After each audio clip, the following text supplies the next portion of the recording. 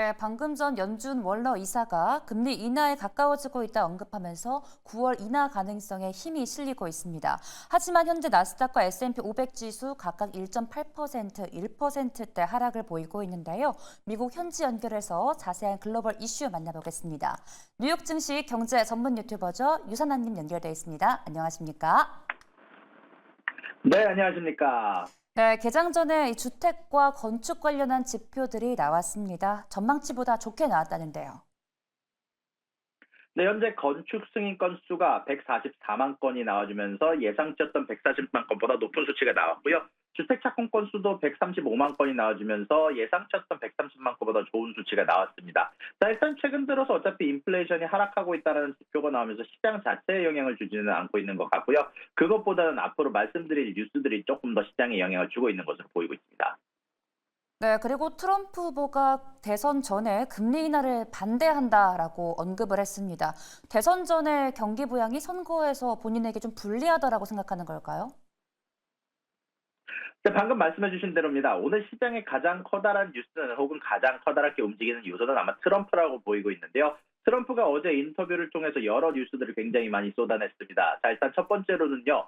자, 바로 대선 전에 11월, 9월 혹은 7월에 금리 인하를 하는 것은 대선에 영향을 줄 수 있으므로 하면은 안 될 일이라라고 얘기를 했는데요. 정확히 얘기를 하면은 금리 인하를 하게 될 경우 지금 당장 유동성이 풀리게 되면서 현 정부에 만족하는 경우가 늘기도 하고요. 결국 바이든 대통령이 인플레이션을 잡았다로 해석될 수 있기 때문에 대선에 혹시 트럼프에게 악영향을 줄 수 있는 요소가 있어서 트럼프가 9월 인하를 견제하는 발언을 했고요. 또한 이것뿐만이 아니라 지속적으로 트럼프 같은 경우는 대만에서 방위 분담금을 받아야 된다라는 이야기를 하게 되면서 TSMC 하락에 일조를 하게 됐었고 중국의 모든 물품에 관세를 매길 것 그리고 앞으로 제이미 다이먼 JP모건의 CEO가 현재 재무장관으로 임명이 될 것 그리고 파월의 임기를 2028년까지 보장할 것 등등 여러 이야기를 쏟아냈는데 아무래도 특히 반도체 관련된 부분에서 결국 이런 수출 규제 강화와 그리고 대만에 대한 방위 분담금이 지금 당장 악재로 작용하고 있는 것으로 보이고 있습니다.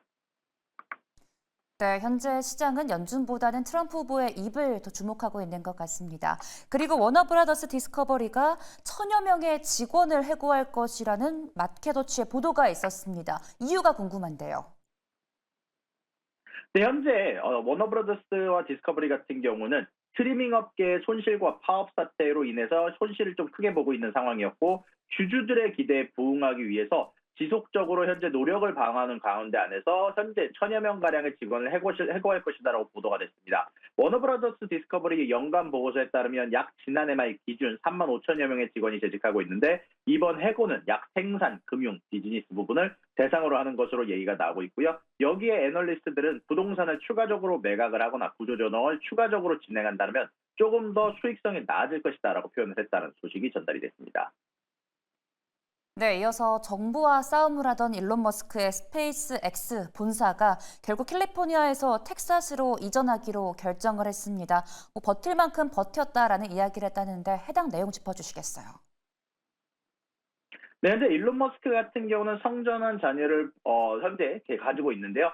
현재 이런 부분들 관련해서 게빈 뉴섬 캘리포니아 주지사가 성소수자 학생 관련법 AB 1955를 통과를 시켰고 이런 부분에 관련해서 일론 머스크가 자신이 버틸 수가 없다라고 표현을 하게 되면서 현재 캘리포니아 호선에서 텍사스주 스타베이스로 스페이스X와 트위터도 현재 본사를 옮길 것이다라고 표현을 했다라는데요. 현재 이 법안은 캘리포니아의 학교 직원이 학생의 정체성이나 성적 지향을 본인의 허락 없이 부모나 다른 사람에게 알리는 것을 금지하는 내용을 담고 있는데 이런 부분들이 부모의 알 권리를 침해한다라고 얘기하면서 일론 머스크는 굉장히 실증난 모습을 보여줬다라는 소식이 전달이 되기도 했습니다.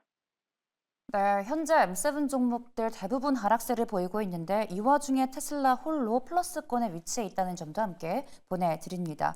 또 오늘 ASML의 실적이 발표가 됐습니다. 전망치를 상회했는데 주가는 밀리고 있거든요. 세부 데이터 짚어주시겠어요? 네, 현재 ASML 어닝 사실 나쁘지는 않았습니다. 매출 EPS 양쪽 다 예상치를 비트를 했고요. 사실 가이던스가 7.64 빌리언 달러로 예상이 될 것으로 되고 있었는데 가이던스도 7.66 빌리언 달러로 그리고 예약돼 있는 부킹 밸류 자체도 사실 예상치보다는 조금 더 좋은 실적이 나와주게 되면서 좋은 부분들이 많았지만 일단 두 가지 요소로 인해서 떨어지고 있는 것으로 보이고 있습니다. 일단 첫 번째는 어저께부터 그리고 이번 주 내내 나와 있던 ASML이 가이던스를 크게 상회할 것이다. 가이던스에 대해서 조금 전망치를 더 상향 조정할 것이다라고 얘기가 많이 나오고 있다 보니까 실질적으로 예상치보다는 높게 나왔지만 선반영된 것보다는 조금 더 적게 나왔다라는 표현이 좀 있는 것 같고요.